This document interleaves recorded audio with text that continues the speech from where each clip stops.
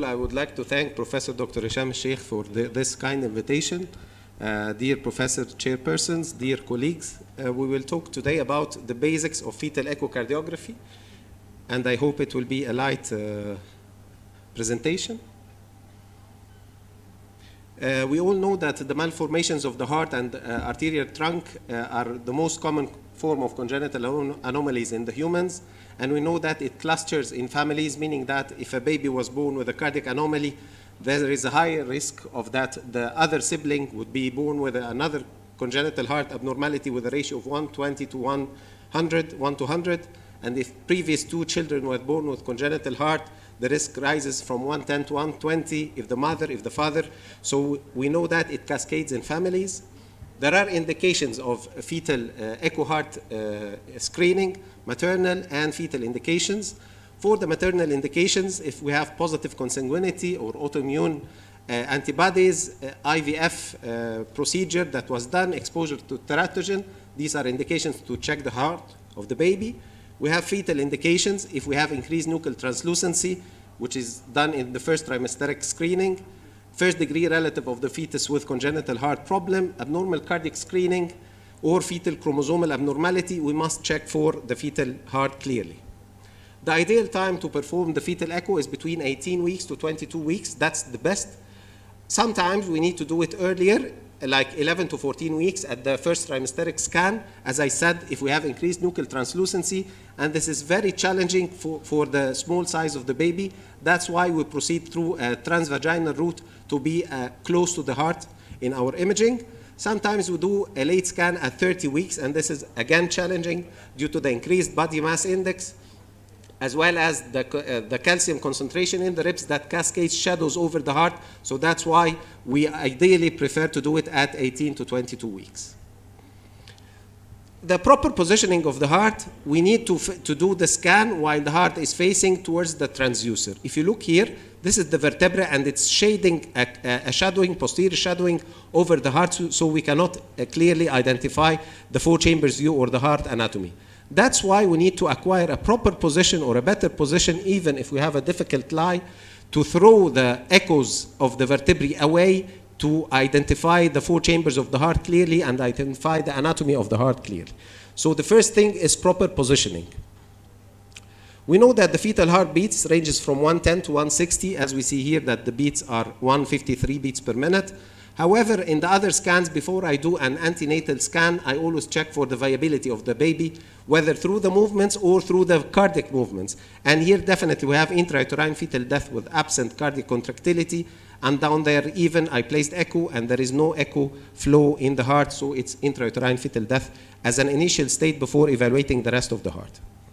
Systematic approach. The first thing that we do a four chambers view, to be oriented and clearly know the chambers that we're looking at, not just we're viewing the heart. I need to know the right atrium from the left, the right ventricle from the left, check for the situs, evaluate the chambers, evaluate the cardiac size, check for mediastinal shift, check for the cardiac axis, left and right outflow tracts, assess 5 chambers view and the 3 vessels view. This is the imaging technique. We always start codocranial from the stomach upwards, as we have the gastric bubble or the gastric hypoechoic bubble on the left side, so we sweep it from downwards upwards, going through the 4 chambers view of the heart, the 5 chambers, the 3 outflow tracts, and the 3 vessels view. The orientation, and I intentionally place this image in all my slides to show you that in literature you might be biased, because here we tell you that you have the gastric stomach bubble, so the apex should be directed towards it. But what if the baby is positioned on the opposite side, back presentation, or buttocks presentation, breech presentation? So in order to avoid this biasing, and especially if we're starting to view the heart, I would refer to our basic anatomy, is that we have here the echogenic part, which is the vertebrae. Immediately in front of the vertebrae, there is a ring of the aorta. So the structure adjacent to the aorta is the left atrium. So vertebrae, aorta, left atrium, left ventricle, right atrium. And if we place this in motion, again, the vertebrae, echogenic, aorta, left atrium, left ventricle, right atrium. Quickly, aorta, left atrium, left ventricle, right atrium. So in just 1 second, I'm oriented with the heart, regardless the position or the features or the presentation of the baby, relying on the vertebrae and the aorta. This is an abnormal monochamber view where we have a monoatrium and a monoventricle. We don't have, this is the aorta, so there must be a left atrium here. I don't see it. I see only one atria and one ventricle. So this is a quick and rapid maneuver to see that we have an abnormality in the heart. Checking for the situs, we know that this is the gastric bubble, and this is the apex of the heart, and it should be directed towards the gastric bubble to make sure that we have a proper situs. If you look here, there is the stomach here, and the cardiac apex is directed towards the stomach, so this is normal situs. But what about here? If we bring that clip from the beginning, this is the stomach, and the apex is directed on the opposite side, so this is situs abnormality, situs inversus of the heart. And even in the twins, you can see here a gastric bubble up there. This is the gastric bubble, and the apex is directed on the contralateral side, so this is situs abnormality, and unfortunately this lady has aborted these twins. Checking for the axis, again, I said the vertebrae, aorta, left atrium. We draw a straight line from the axis to the sternum, and it should be inclined 45 degrees to the left. This is the normal axis that we are looking for. Like this. This is the normal axis. Here, definitely, we have abnormal axes, the gastric bubble, and the apex of the heart is directed immediately behind the sternum. So this is a mesocardia, and if it's directed on the other side, it will be a dextrocardia status. Chamber size, again, we rely on the 4 chambers view that I've just mentioned: aorta, left atrium, left ventricle, right atrium.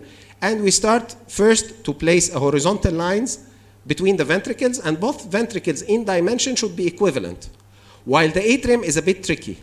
The right atrium is a bit larger than the right atrium, so than the left atrium. So the right atrium, if you look here, it's wider and larger than the left atrium. This is very, very normal. And if you see that the septum between the atria, it's a bit deviated towards the left side. So this is checking both ventricles and both atria. And afterwards, we acquire the cardiothoracic ratio, as we do in our chest x-rays.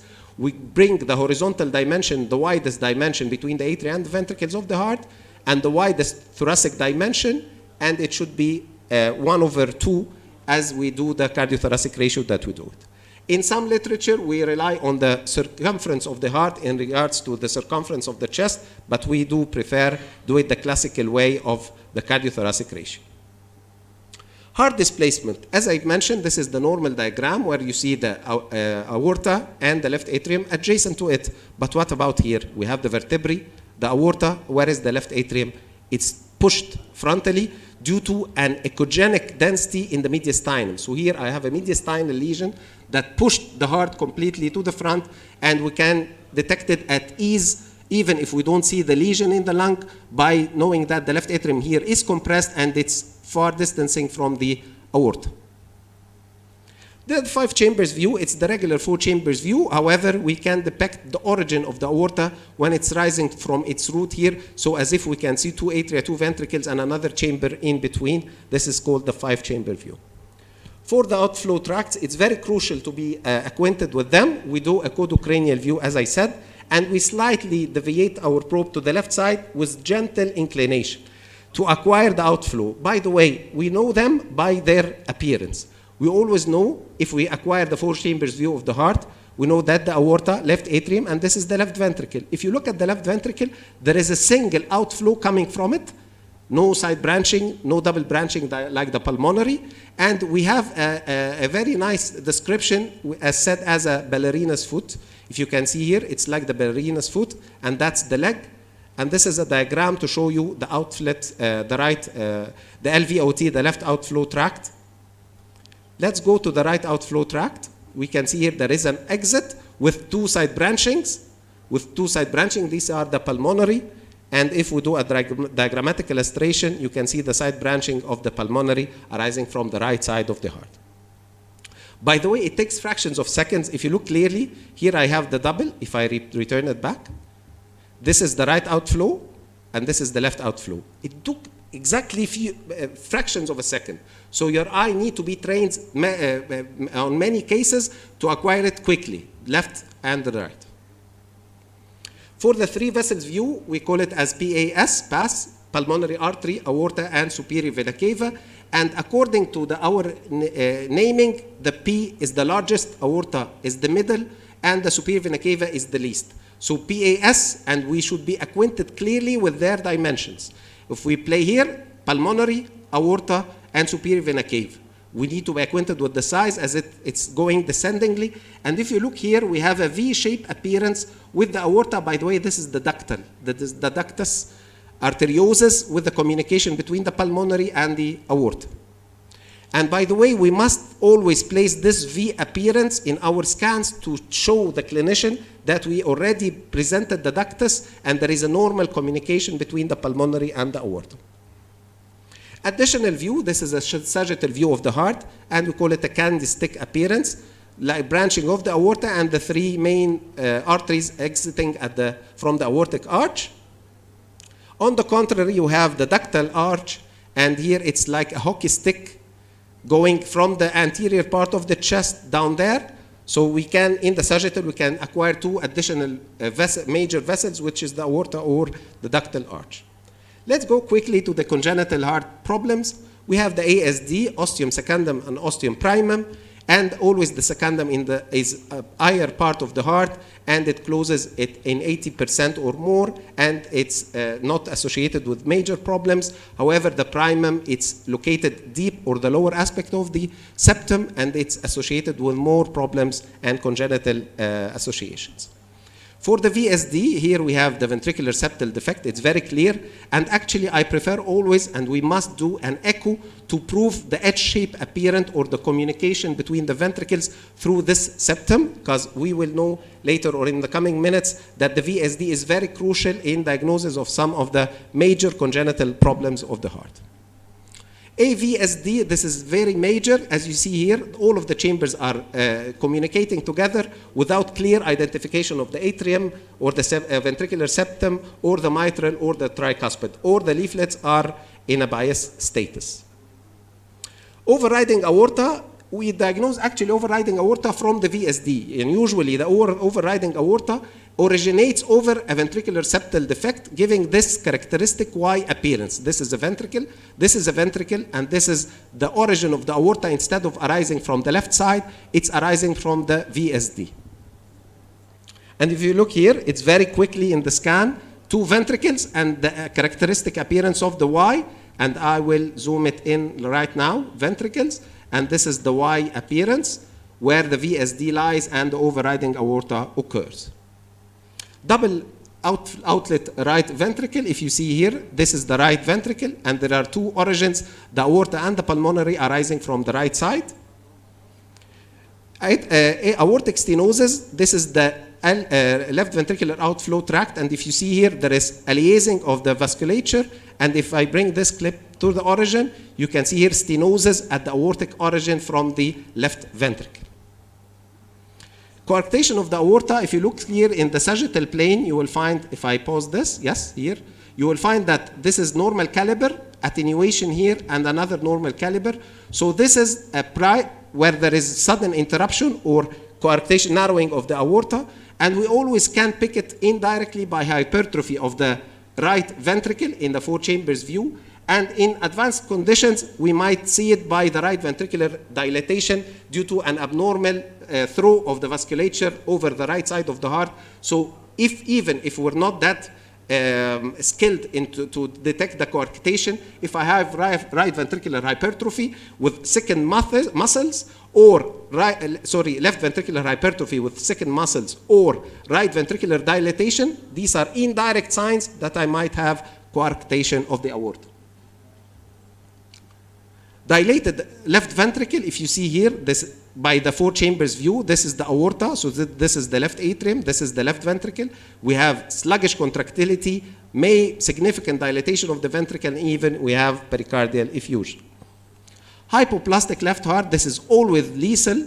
If you see here, we have the aorta, so this is the left atrium, left ventricle. These are the left cardiac side, atrium and ventricle, and they are significantly small compared to the right side, and it demands many operations after birth, and it's always lethal. Transposition of the great vessels, if you look here, we have parallel orientation of the vessels, and the ideal plane to take them is through the sagittal view, where you see the aorta is parallel to the pulmonary. And here we can even plot it from the axial planes. You will find that the right outflow is going to this side, and the left with the side double branching going towards the same side. So that confirms that I have TGA. Tetralogy of Fallot is just a collection of what I've just said. If I have VSD, look for overriding aorta. So these are 2 out of 4. If I have, if we can just show the image for 1 second. Yeah. If I have VSD, look for the overriding of the aorta. If I have ventricular hypertrophy, right ventricular hypertrophy, always think of pulmonary stenosis. And if you look here, the pulmonary is narrower than the aorta, even smaller than the superior vena cava. As I just said, that the pulmonary should be the widest one compared to the aorta and SVC. So if you have these 4 points, definitely you are having a tetralogy of Fallot. The pitfalls, not all cardiac abnormalities could be detected before 18 weeks, and some of the lesions might be missed. The take-home message is, even if it's time-consuming, but acquiring the 4 chambers view outflow and the 3 vessels view will be sufficient to diagnose 80 to 85% of the common cardiac abnormalities. Thank you so much.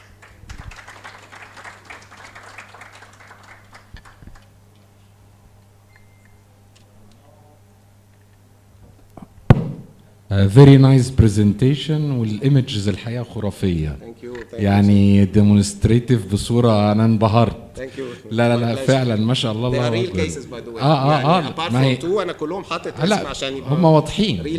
لا واضحين ما شاء الله. الله اكبر. يعني واضح ان حضرتك يعني في الحته دي بقالك زمن طويل. انا بس ليا كويستشن كده. انا ما بشتغلش congenital fetal echo، بس حضرتك قلت ان احنا عشان نديتكت الفور تشامبرز الاورطه ممكن تكون هي الليدنج بالنسبه لنا في الاول. طب لو الاورطه نفسها بقى فيها اتريزيا او الاورطه فيها بروبلم او الاورطه رايت سايدد، او ممكن بقى في اذر ميثود طبعا ولا الكلاسيكال ميثود بقى اللي هو هيريلاي على البرزنتيشن بتاع البيبي والستومك اشوفها فين، فالايبكس بتاع الهارت شود بي دايركتد توردز ذا ستومك، وابتدي انا اركب الفور تشامبرز بتوعي عليه. يعني لكن انا لو عندي abnormality في الاورطه ذاتس ميجر، يعني قصدي اتس فيري فيري uncommon compared to the real cardiac problems نفسها. بس لو عندي هرجع للكلاسيكال مانوفر، الاورينتيشن بتاع البيبي فين، الرايت فروم ليفت سايد، وساعتها اقدر اركب الدايمنشنز. والابدمن من بره ممكن تساعدنا برضو ولا ملهاش اي رول بالنسبه لكم؟ الانتردلي من جوه الستومك نفسها لازم الجا للستومك بابل. لازم الجا للستومك، والستومك بابل لو انا حتى ما شفتهاش during my scan time within 20 minutes هترجع تفيل تاني، فاقدر ساعتها ايفالويت تاني. ويت اند سي. لا ما شاء الله. ميرسي جدا. ثانك يو. حد ليه اي كويستشنز يا جماعه؟